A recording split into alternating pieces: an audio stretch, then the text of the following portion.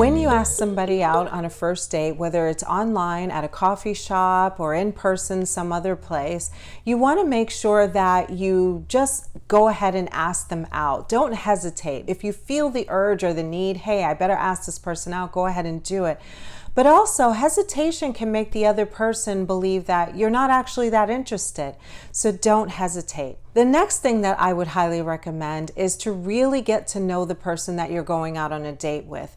You know, have 2 or 3 phone conversations. Don't just assume that you're going to have a good time because you talked to this person for one call for like 8 hours on a call, because that can kind of seem like a whirlwind kind of relationship.